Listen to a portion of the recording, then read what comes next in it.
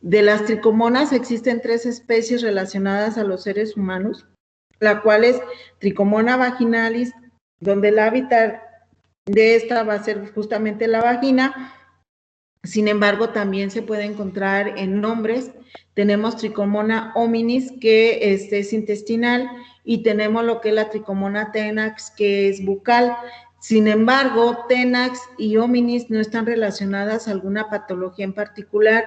Tricomona tenax principalmente relacionado a lo que es la falta de higiene bucal, y la Tricomona hominis se ha encontrado en poca frecuencia en muestras diarreicas, pero sí puede afectar a personas que tengan algún tipo de inmunosupresión o inmunocompromiso. Entonces vamos a enfocarnos principalmente a la que se considera más patógena, que en este caso es Tricomona vaginalis. Como pueden ver en esta gráfica, la diferencia principal va a ser el tamaño de la tricomona y también la membrana ondulante, qué tanto abarca del parásito para poder hacer justamente esta diferenciación. Si no sabemos la naturaleza de la muestra, pues podemos encontrar de esa forma alguna diferencia. Tricomona vaginalis puede contaminar materia fecal así como por contaminación, y también puede contaminar lo que es la orina. Entonces no necesariamente lo vamos a ver o solamente en una muestra de vagina, sino también lo podemos encontrar en una muestra de orina, y también lo podemos encontrar en una muestra de materia fecal. Entonces sí es importante diferenciar en cuál de estas dos es la que está presente. Fue descrito en 1835 y posteriormente fue confirmada la existencia en 1857, y esta fue descubierta principalmente, el primero de estos flagelados fue justamente la Tricomona vaginalis. Esta causa lo que es la tricomoniosis urogenital, que va a tener principal manifestación en las mujeres. En los hombres puede cruzar de manera asintomática, pero también pueden actuar como unos portadores y estar llevándola de un individuo a otro. Tricomona tenax parasita exclusivamente, como les dije, la cavidad bucal en personas con deficiencia de higiene en la boca, y en la hominis, pues prácticamente el tubo digestivo. Produce lo que es el padecimiento, que es tricomoniosis vaginal, de la cual vamos a describir lo siguiente. El parásito presenta 4 flagelos y uno más que va a ocupar más o menos, si dividimos en 3 partes al parásito, 2/3 partes del parásito formando una membrana ondulante. Tiene un exostilo, que es esta porción que sale del parásito, a diferencia de Giardia lamblia. Recuerdan que la veíamos, no sale del parásito, en este caso sí lo hace, y la distribución de los flagelos es completamente diferente. Esta presenta este flagelito o membrana ondulante, que es lo que le va a dar ese movimiento característico a Tricomona. Algo muy importante, si se fijan aquí, no estoy representando en ningún momento la fase de quiste. Tricomona vaginalis no presenta fase de quiste, solamente presenta fase de trofozoito. Esto nos lleva a que la infección necesariamente tiene que ser obtenida directamente por contacto directo con un individuo a través de sus secreciones. Es una transmisión directa. Al ser trofozoito no soporta mucho tiempo condiciones ambientales o condiciones muy adversas, entonces se va a degradar muy rápidamente.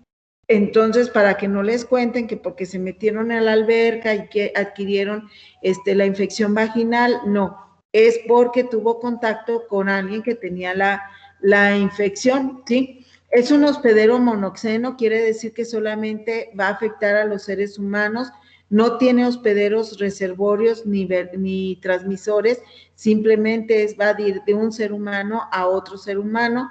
Tiene una distribución de tipo cosmopolita, y la frecuencia en infecciones de transmisión de tipo sexual, hablando particularmente de vaginalis, pues estaría como en segundo lugar de las infecciones con mayor frecuencia de transmisión. Entonces, en su ciclo de vida solamente va a formar o desarrollar la fase de trofozoito, que tiene una forma piriforme, 5 flagelos, 4 en anteriores y 1 libre que va a formar lo que es la membrana ondulante que ya habíamos descrito, que corresponde a esta que estamos observando aquí, ¿sí? Esa sería la membrana ondulante y su axostilo, que va a ser muy prominente, tiene un solo núcleo, y el axostilo que sale del cuerpo del parásito. Se alimenta básicamente de fagocitosis, de bacterias, fagocita escamas celulares o ya productos celulares. También puede fagocitar leucocitos y esto puede generar una leucopenia dependiendo del grado de parasitosis que se pudiera tener. El parásito se divide por fisión binaria, ¿sí? Y lo hace muy rápidamente y se alcanza una población importante en un tiempo bastante corto. Entonces, aquí eso hay que considerarlo porque no van a pasar muchos días en la que el paciente ya comience a manifestar sintomatología si es que adquiere la infección que genera justamente estos síntomas. El problema es que, como en el caso de los hombres, no produce aparentemente ningún tipo de sintomatología, pues son los que la pueden estar llevando de un individuo a otro, de una mujer a otra. Habitualmente es a través de estas secreciones. En las mujeres se encuentra en la vagina y en la uretra, y en los hombres en la uretra, en la próstata y también en el epididimo.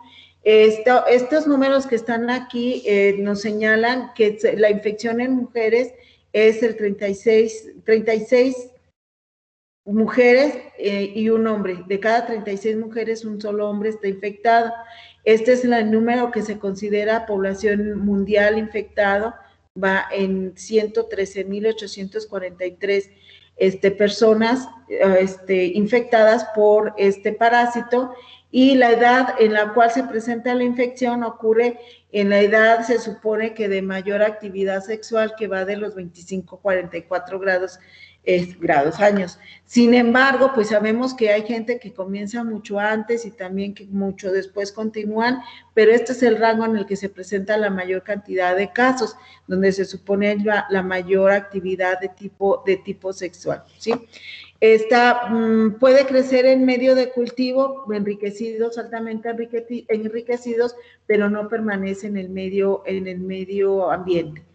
Trichomona vaginalis necesita para su desarrollo un pH de 5.5, ¿sí? Si el pH está inferior a esto, superior a ello, pues generalmente no se va a desarrollar lo que es la infección.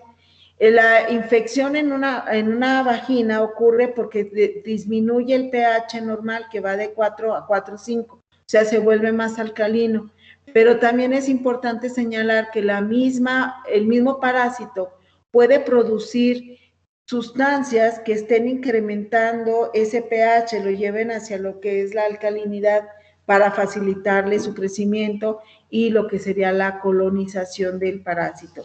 El ciclo biológico de este parásito es muy simple, ya que solamente está en fase de trofozoito. Entonces la fase diagnóstica, la fase infecciosa justamente corresponde al trofozoito, en la fase de replicación por fisión binaria, y también lo que es la fase que va a generar toda la patogenia propia de esta parasitosis, ¿sí? Entonces, se adquiere principalmente por relaciones sexuales, pero también se puede adquirir por fomites, como son toallas y ropa interior, siempre y cuando estén contaminadas muy recientemente con secreciones que contienen al parásito.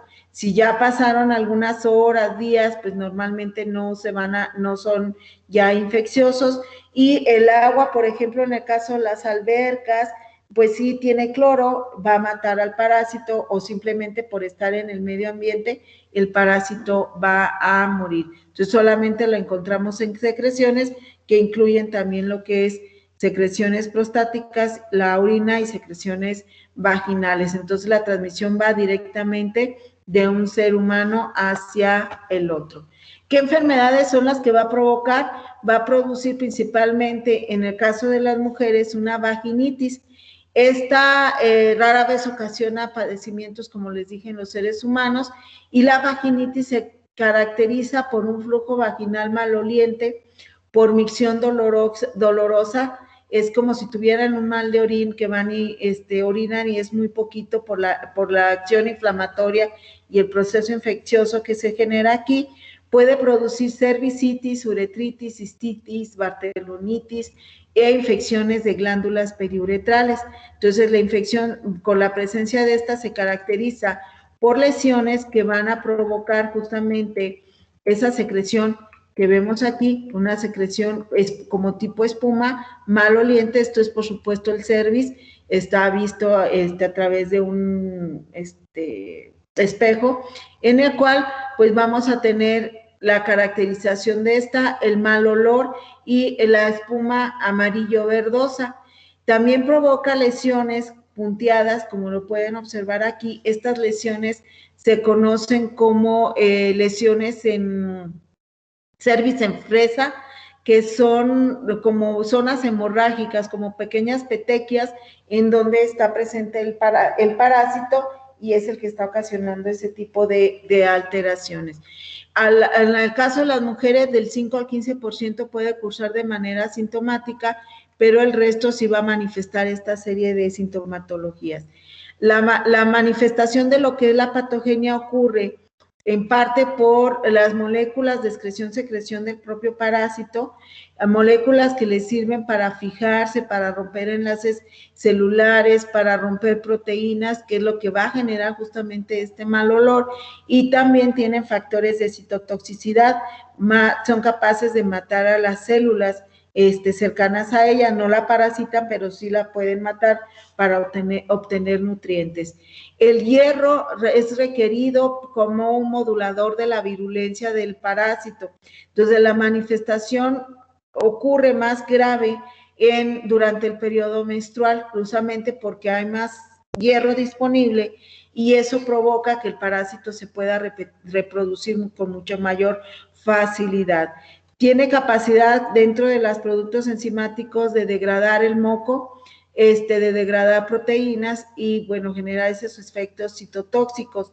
Dentro de las proteínas puede degradar lo que son las inmunoglobulinas, en este caso sería la inmunoglobulina A, y también los factores de complemento también los puede degradar, ¿sí? Y el riesgo de tener también el parásito es que aparte, al estarse alimentando por fagocitosis, puede alimentarse con otro tipo de bacterias, puede alimentarse con virus, como son el virus del SIDA y el virus del papiloma. Entonces, no tengo en este momento SIDA, bueno, el virus del VIH, pero adquirí la infección por Trichomonas vaginalis. Posteriormente viene ya la manifestación de cualquiera de ellos, que ya, bueno, ya sabemos la consecuencia que pudiera tener, ¿sí?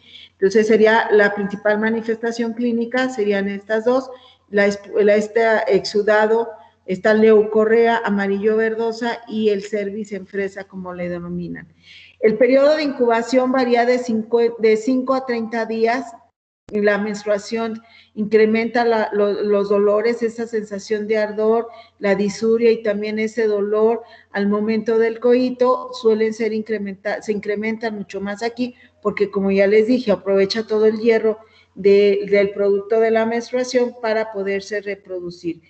Puede ser causa de abortos, de partos prematuros, ya que se ha observado que se puede fijar a las membranas fetales y con ello provocar el daño a estas y generar estos padecimientos, lo que es el aborto, bien el inducir partos prematuros y generar afección también en el producto.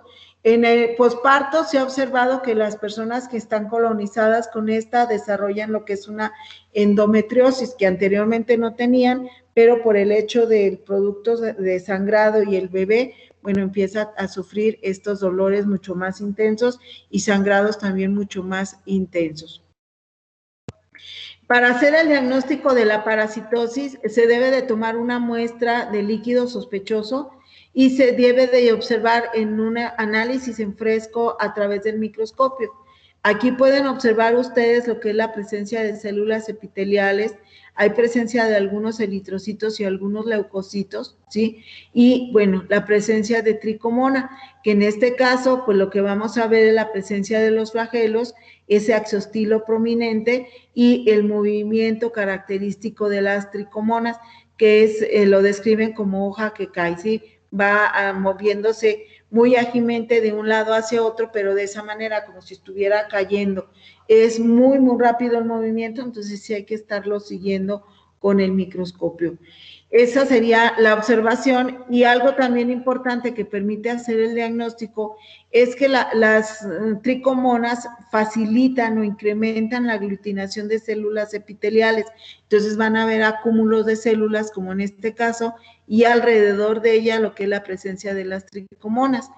Un fenómeno muy similar es ocasionado por Gardnerella vaginalis, en el cual vamos a observar también células epiteliales, pero en lugar de ver tricomonas, vamos a ver pelitos que corresponden a la bacteria que es Gardnerella vaginalis, ¿sí? Entonces, vean aquí, estos puntos que se observan así como más marcados es donde está la membrana ondulante, y aquí tenemos la presencia de células epiteliales. Normalmente no se hace tinción, pero si hacemos una tinción, pues la de elección va a ser la tinción de Giemsa o bien la tinción de Papa Nicolau, para remarcar la presencia de estos parásitos y sobre todo observar células epiteliales. En el caso de que se presentaran infecciones como son papiloma, como es el herpes, los virus del herpes simple, se van a observar también alteraciones celulares en cuanto a lo que es el efecto citopático que generan los virus sobre las células. Entonces, sí es recomendable, aparte de hacer la observación en fresco, también hacer la tinción para la búsqueda de esas alteraciones que pueden facilitar el diagnóstico de infecciones de mayor gravedad, como serían las que les acabo de mencionar, herpes, papiloma y sobre todo lo que es el SIDA. Aquí alcanzamos a ver, estas son células epiteliales, leucocitos que están presentes por el proceso inflamatorio, y lo que es la presencia de la tricomona, que corresponde a estas estructuras que vemos aquí, donde se alcanza a observar muy bien la forma que tiene la tricomona. Normalmente la toma de muestras se hace pidiéndole a la paciente que no tenga relaciones sexuales por lo menos un día anterior a la toma de muestra, justamente para evitar ver esto, que correspondería a un espermatozoide, y sobre todo que no traiga una gran carga de estos. En el caso de, hay diagnósticos también rápidos, se puede hacer un método rápido para detectar antígenos de parásito, o a través de lo que es un estudio PCR, que es básicamente cromatografía, que ustedes ya vieron en la técnica de ELISA el semestre pasado. Simplemente son reacciones coloridas en la cual se pone un buffer, se pone la secreción de la paciente o del paciente, se agita, se incuba por un periodo y luego se toman unas gotitas o se introduce la tirita reactiva y se van a observar las bandas de reacción en un tiempo corto. Esto no es sin necesidad de estar analizando, esperando el estudio de laboratorio, lo pueden hacer hasta en su propio consultorio, pero sí son un poco caritos y traen muy pocas pruebas para realizarse. El tratamiento para esta parasitosis es nuevamente el metronidazol, ¿sí? También se puede dar aunado a lo que son algunos antibióticos, principalmente pues para lo que es las infecciones bacterianas, y como les dije, pues el control a través de lo que es la patología para ver las células alteradas.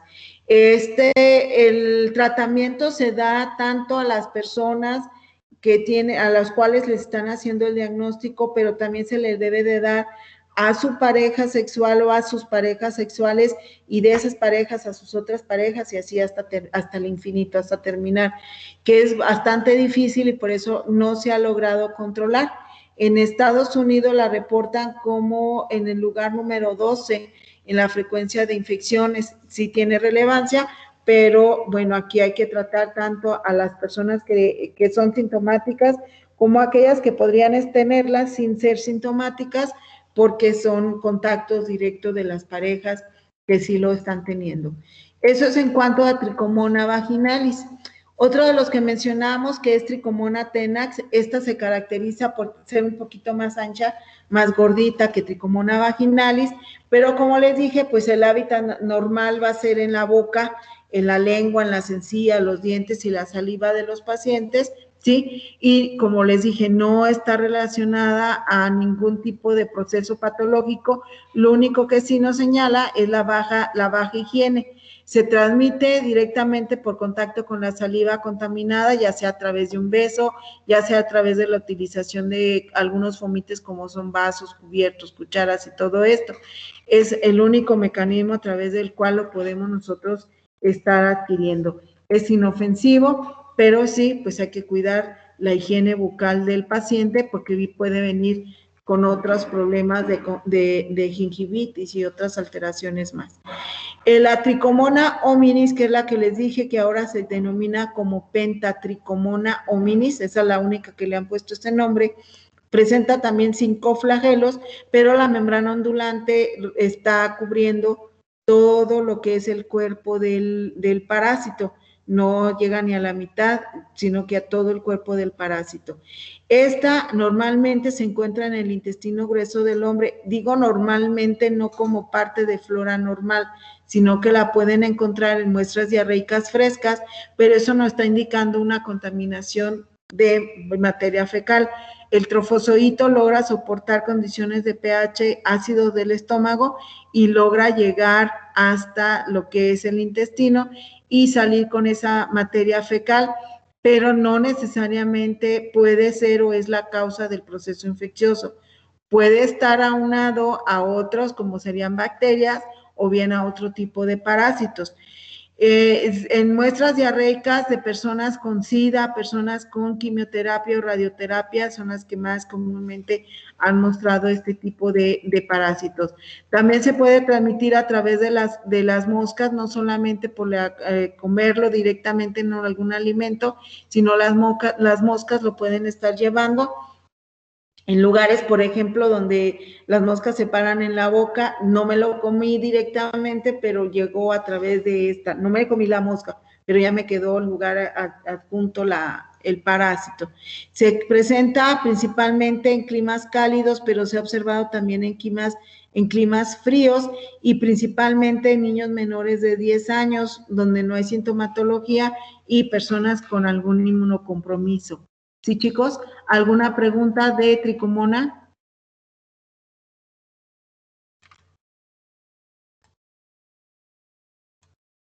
¿No tenemos preguntas?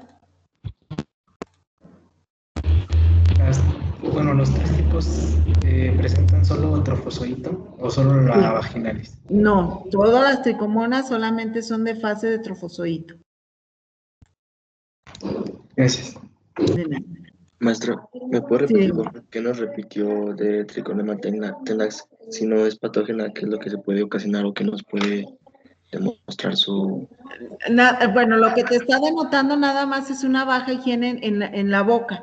Y como les dije al final, esto puede estar permitiendo que desarrolles una gingivitis. Esa falta de higiene puede facilitar que se estén multiplicando algunas otras bacterias o incluso parásitos que sí pueden ser patógenos en estos lugares, principalmente lo que son las bacterias de tipo anaerobia, las filamentosas. Entonces, estas, al estar presente aquí, si sufre algún tipo de, por ejemplo, daño en el tejido, puede haber incluso la bacteria que es la que ocasiona el tétanos, Clostridium tetani, y puede desarrollar tétanos por esa mala higiene bucal. Pero lo único que hace es indicarte eso, o sea, no es que ella te va a provocar gingivitis, no te va a provocar, si logra entrar a torrente circulatorio, algún tipo de alteración. Lo único que hace es mostrarte que hay una baja deficiencia en la higiene bucal del paciente. Gracias. Al menos no se ha comprobado como patógeno, ¿sí? Doctora, sí. Y, por ejemplo, Trichomona hominis tampoco es patógena. No es patógena, pero sí se ha visto en muestras diarreicas, pero asociada a otros agentes como serían, por ejemplo, las amibas, a giardia, que es la más común en los niños, o personas con inmunosupresión, en las cuales puede haber presencia de algunas de las coccidias que también provocan cuadros diarreicos, pero así ser la causa exclusiva de la diarrea no se ha observado. Gracias. De nada. Bueno, vamos a comenzar a revisar lo que es las enfermedades transmitidas por artrópodos, en la cual abarcamos 2 protozoarios flagelados, que es Trypanosoma y Leishmania. El Trypanosoma, es el agente, es el Trypanosoma cruzi, ocasiona la enfermedad que conocemos como tripanosomiasis o tripanosomiasis, y es transmitida por una chinche. En el caso de la Leishmania, hay varias especies de Leishmania que están relacionadas a seres humanos, y estas ocasionan lo que es la leishmaniosis, de la cual pues vamos a hacer mayor hincapié a la que presentamos aquí en México, y forman una serie de complejos que vamos a ver la sintomatología que pueden generarse. Entonces, son transmitidas por vectores. Posteriormente veremos otras 2 más, que es el de la malaria o paludismo y oncocerca bulbulus dentro de nuestro programa. Entonces, son transmitidas por estos insectos que van desde una simple zancudo, una mosca o una chinche, que es la que tiene ya el mayor tamaño.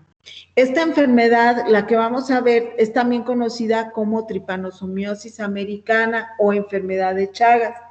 Existe otro tipo de tripanosomiasis, que es la tripanosomiasis africana, que es provocada por 3 tipos de tripanosoma diferente, transmitida por mosquitas, pero que se encuentra exclusivamente, o se ha encontrado exclusivamente en el continente africano, afortunadamente para nosotros. Es una enfermedad endémica ya, porque la mosquita solamente, la que lo está transmitiendo, solamente se encuentra en aquel lugar, es la mosquita tsetse. Quizá por ahí oyeron hablar de ella. Es la mosquita que transmite la enfermedad del sueño. Aquí en el continente americano no la tenemos, si solamente en aquellos lugares.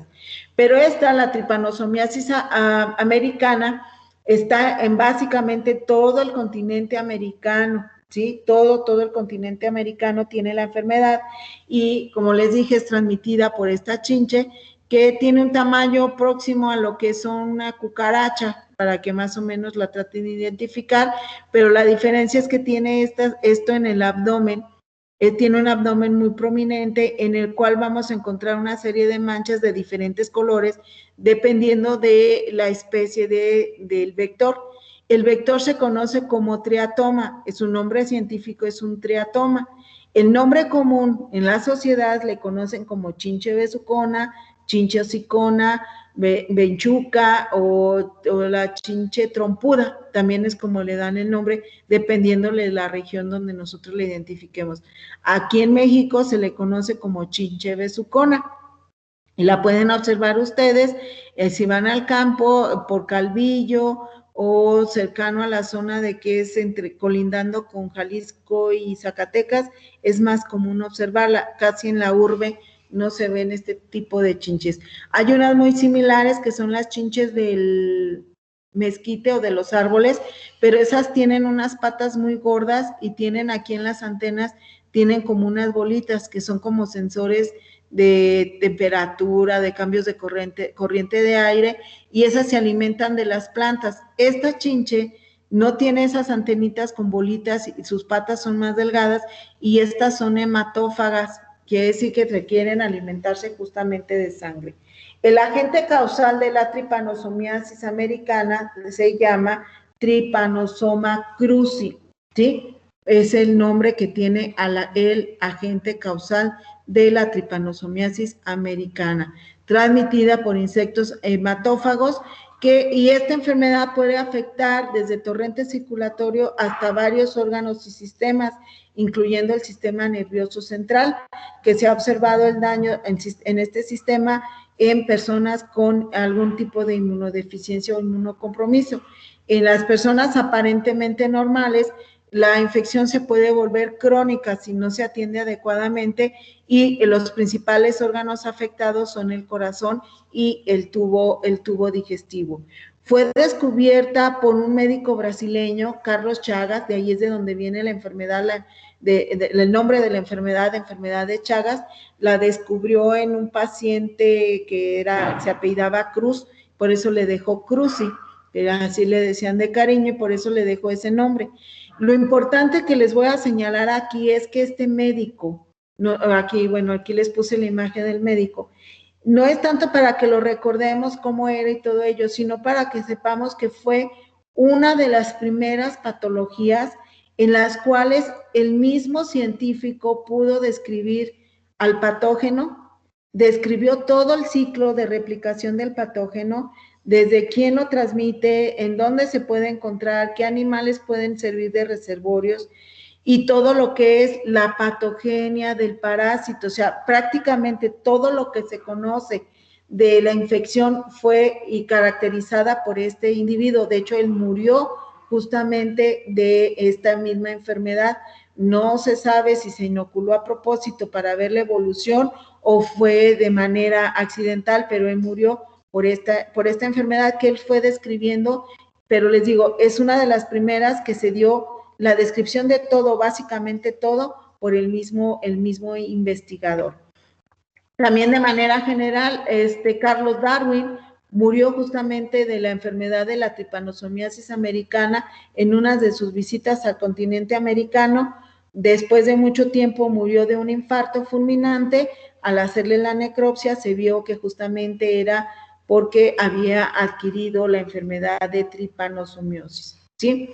Se hacen campañas para poder identificar a lo que es la chinche. De aquí radica la importancia que ustedes la conozcan y la puedan identificar. Por eso es que se las estoy poniendo aquí.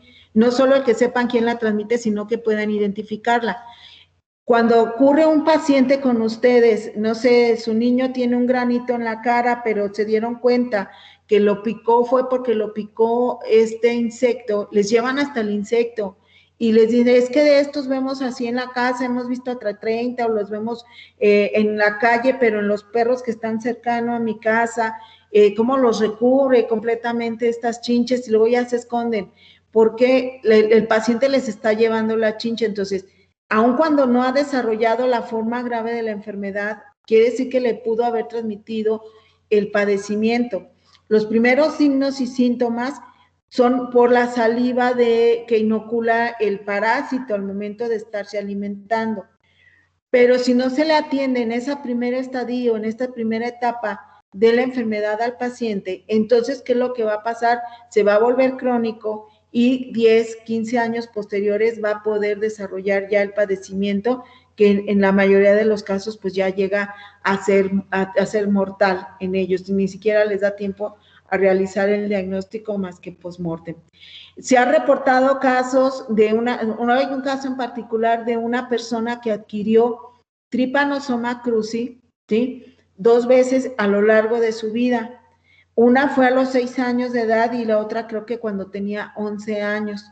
Se resultó positiva al análisis, fueron 2 cepas diferentes de Trypanosoma cruzi, pero no murió de tripanosomiasis, murió en un accidente, pero tuvo la suerte de haberlo adquirido dos cepas diferentes de tripanosoma en la misma personita. Una niña de 6 y 11 años, ya de adulta, murió por un accidente. Entonces, sí hay campañas en las cuales han participado algunos personajes, por ejemplo, el argentino que juega fútbol, Messi, participa en una campaña, hay campañas completas así, en vez de poner a la chinche, ponen su rostro para que tomen conciencia de la búsqueda del parásito.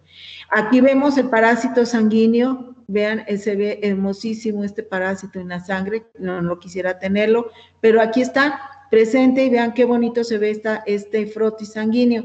Esta es una de las fases, en la fase de sangre, en el estadio en el cual se encuentra en sangre, casi recién inoculado o un poco después de haber sido inoculado, pero esta imagen me llamó la atención porque me está mostrando también eritrocitos infectados con otro parásito, que es el paludismo. Esto que ven dentro del eritrocito es paludismo. Sí, entonces esta persona tiene 2 infecciones parasitarias al mismo tiempo, dos infecciones en torrente circulatorio que pueden afectar tejido, ¿sí? Como es tripanosomiasis y paludismo. Entonces hay que dar tratamiento para los dos parásitos que están presentes. Vean ustedes aquí qué bonito se ve el plasmodium aquí en los eritrocitos, y que es extracelular en circulación es de manera extracelular, se alimenta de los eritrocitos, pero no los parasita, ¿sí? Todas estas son las especies de los diferentes tripanosomas que existen en diferentes animales, pero la que nos interesa a nosotros es la que afecta a los seres humanos, que es Trypanosoma cruzi, y quizá esta Trypanosoma brucei, que es la que afecta en África y ocasiona, es una de las causas de la enfermedad de sueño junto con Trypanosoma gabiense y Trypanosoma rodinense, los cuales se encuentran principalmente al centro de África, como pueden ver en las zonas endémicas con mayor o menor incidencia y lugares en donde no se ha detectado la enfermedad, quizá porque no se han hecho estudios. Este mapita refleja algo de las condiciones en el continente americano, que en la actualidad ya no se encuentra de esta manera.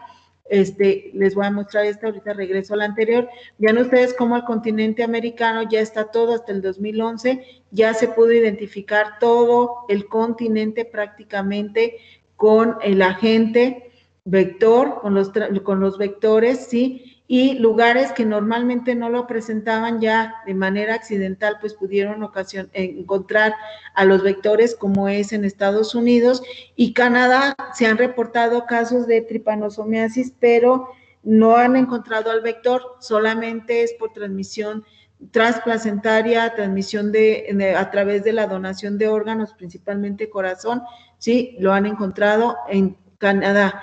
En condiciones en el mundo, pues aquí nos muestra también como en Europa, en el continente europeo y en Oceanía, también puede estar presente, pero solamente asociado a transfusiones o trasplantes de órganos, porque se pueden llevar el órgano de otro lugar endémico hacia este lugar y llevar a lo que es el parásito.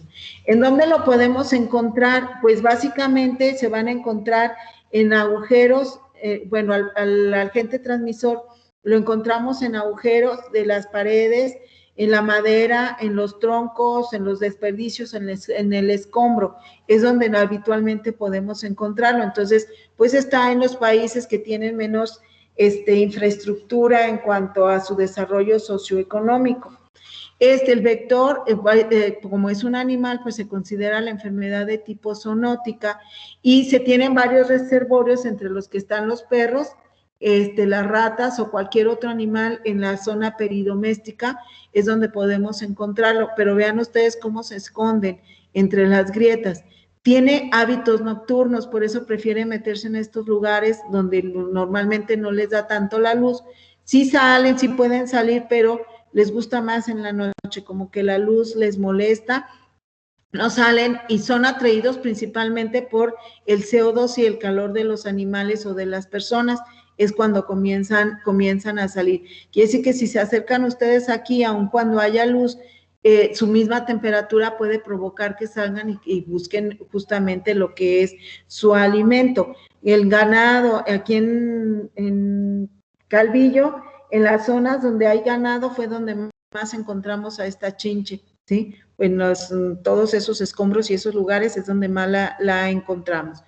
El ser humano es un reservorio de manera accidental, pero bueno, es donde se va a desarrollar toda la patogenia y se encuentra asociada al sistema nervioso central en personas con algún tipo de inmunosupresión, y donde existen mayores casos reportados es en Guerrero, Oaxaca, Morelos, Chiapas, Michoacán y Jalisco, y recientemente nosotros vamos a publicar un artículo con una investigación que hicimos aquí en el departamento hacia lo que es la frecuencia aquí en Aguascalientes, en el cual pues vamos a ver que sí existe un alto índice de esta parasitemia aquí en nuestra región. Casos en Canadá, pues solamente 0.1 millón de casos, es prácticamente nada comparado con otros lugares como es el resto del continente americano. ¿Qué otros reservorios puede tener? Armadillos, el tlacuache, que aquí en Aguascalientes es uno de los principales, los perros y las ratas, y ustedes aquí pueden ver el ciclo que tiene la chinche. desde lo que es el huevo hasta varios estadios larva ninfales y lo que sería ya el estadio adulto. Como ninfas, estos normalmente no traen el parásito, o sea, salen del huevillo, pero no traen la infección. La infección la van a adquirir al alimentarse de un animal, de una persona infectada, y eso lo hacen, se alimentan desde lo que es el estadio ninfal 2, que es aquí, hasta lo que es el adulto, ¿sí? Mientras la chinche no tenga contacto con un animal infectado, este adulto puede no tener al parásito y no se lo va a transmitir a sus hijitos.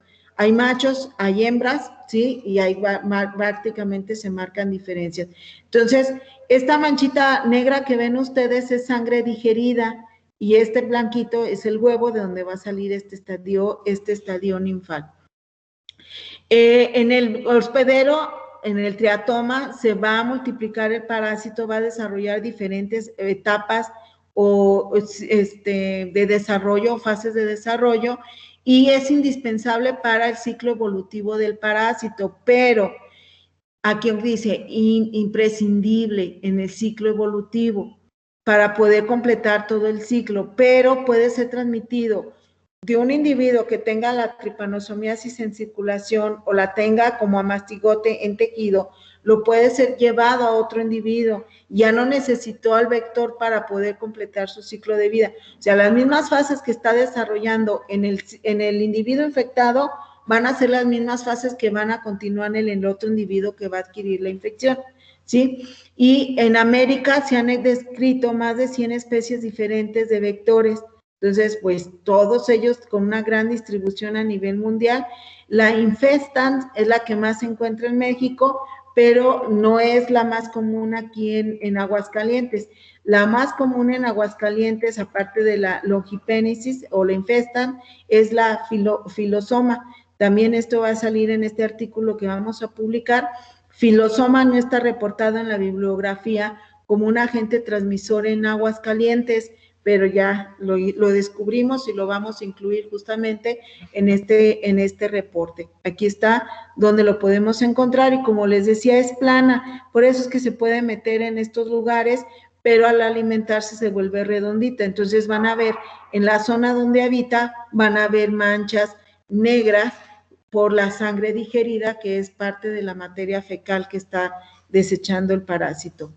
Cursa por varios estadios de vida, propiamente el tripanosoma, ya no el triatoma, sino el tripanosoma, cruza por varios estadios de vida, varias etapas o fases en su ciclo evolutivo. Estas fases tienen diferente nombre de acuerdo a dónde lo estemos localizando. En el hospedero invertebrado solamente vamos a encontrar, en el vertebrado vamos a encontrar dos fases de desarrollo. Una que se llama tripomastigote sanguíneo y otra más que es la fase de amastigote. Aquí ya no vamos a hablar de lo que es el trofozoito y quiste, ya vamos a hablar de otras fases, de otros nombres de parásitos. Son tripomastigote sanguíneo y amastigote en el huésped vertebrado. En el huésped invertebrado, que en este caso serían las chinches, vamos a encontrar promastigote, epimastigote y tripomastigote metacíclico. Estas tres fases se desarrollan en el intestino del huésped invertebrado, ¿sí? Están directamente en el intestino. Maestro, permítanme. Bueno, gracias. Sí, lo llevan en el huésped vertebrado. Entonces, solamente, perdón, me distraje ahorita, llegó el decano. En el huésped vertebrado tenemos dos fases, que es el tripomastigote y el amastigote, y en el huésped invertebrado vamos a tener la fase de promastigote, epimastigote y tripomastigote metacíclico. Ahorita les voy a describir cada una de ellas. La fase de tripomastigote metacíclico, que es la fase infecciosa al huésped vertebrado, y ya no voy a decir huésped vertebrado, voy a decir al ser humano. El tripomastigote metacíclico es expulsado en la materia fecal de la chinche. ¿sí? Aquí está la chinche, defeca y va a salir el tripomastigote metacíclico. ¿Cuándo va a defecar la chinche? Cuando se alimenta. Al momento de estarse alimentando con sangre, por un lado se alimenta y por el otro defeca, y en esa materia fecal va a estar emitiendo este tripomastigote metacíclico. El tripomastigote metacíclico se caracteriza por tener un núcleo muy prominente y tiene un cinetoplasto. El cinetoplasto es rico en DNA y este cinetoplasto se utiliza para hacer la caracterización molecular del parásito, ¿sí? En donde se han observado ciertas diferencias importantes o variantes entre una cepa y otra. Hace más rato les mencioné 2 cepas, que es T. cruzi 1 y T. cruzi tipo 2, pues este cinetoplasto es lo que permite hacer esta diferenciación. Entonces, tiene una forma alargada, tiene una membrana ondulante, que es el flagelo, que cubre todo el cuerpo del parásito, lo atraviesa y logra salir formando como una especie de colita. Esto es flagelo y membrana ondulante. Eso es lo que caracteriza al tripomastigote metacíclico, que es expulsado en la materia fecal de la chinche al momento de defecar. Bueno, aquí está, se me olvidó quitar una diapositiva. Este es el tripomastigote y rico en material genético. Ese tripomastigote metacíclico, cuando logra llegar al ser humano por la inoculación de la chinche, va a transformarse, entra a circulación y se va a transformar en un tripomastigote sanguíneo. Este tripomastigote sanguíneo tiene exactamente las mismas características que el tripomastigote metacíclico, solamente que como ya está en el huésped vertebrado y tiene la misma característica, membrana ondulante, núcleo prominente y cinetoplasto en la parte posterior, ¿sí? Este es el que vamos a encontrar ya en el ser humano.